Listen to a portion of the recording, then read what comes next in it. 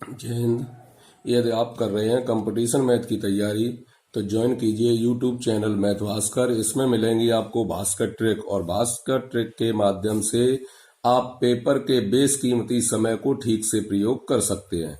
आइए देखते हैं। एक आव्यूह दिया गया है, 3/3 का आव्यूह दिया गया है। इस 3/3 आव्यूह के माध्यम से इसके ए इनवर्स का मान ज्ञात करना है। ए इनवर्स का मान ज्ञात करने के लिए चाहे वो एलिमेंट्री ऑपरेशन की विधि हो और चाहे वो आव्यूह विधि हो, दोनों ही लॉन्ग विधियां हैं और काफी टाइम लगता है इनमें।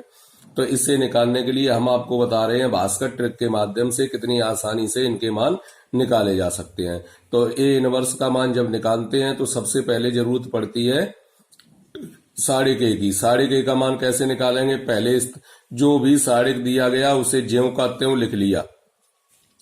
पहले स्तंभ को पूरा लिख लिया, दूसरे को पूरा लिख लिया, तीसरे को पूरा लिख लिया, फिर पहले स्तंभ को फिर से लिख लिया, दूसरे को फिर से लिख लिया। लिखने के बाद जैसा कि वज्र गुणनखंड विधि में पहले इस तरीके से गुणा करते हैं, फिर माइनस इस तरीके से गुणा करते हैं, ठीक उसी प्रकार से पहले इनका गुणा करेंगे सबका। इस तरीके से 1 2 3 लाइनें हो गई। 4 चौक 16, 9 9 माइनस। अब ऐसा गुणा करेंगे 12 प्लस 9 प्लस 12। ये कितने हो गए? 34 माइनस 33। डिटरमिनेंट ए का मान आ गया, वो कितना आ गया? 1 आ गया। अब इसी के माध्यम से हम इसमें ए इनवर्स का मान कैसे निकालेंगे?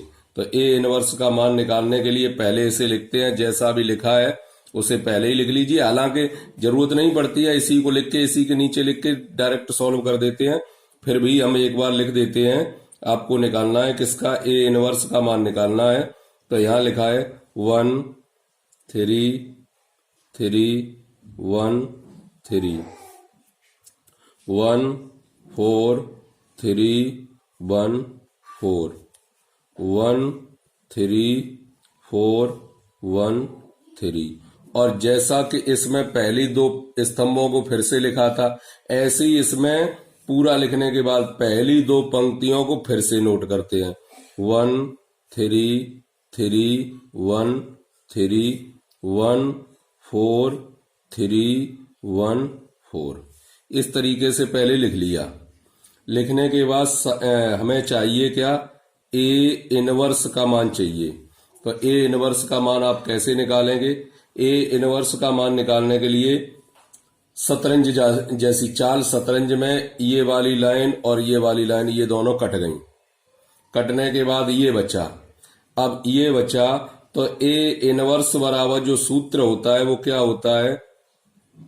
एडजॉइंट ए बटे साढ़े के होता है कायदा में। हालांकि इसकी आवश्यकता नहीं है, कुल मिला के साढ़े वाला बटे में आता है तो बटे में 1 आएगा। बटे में 1 आएगा। अब किस प्रकार से सॉल्व करेंगे?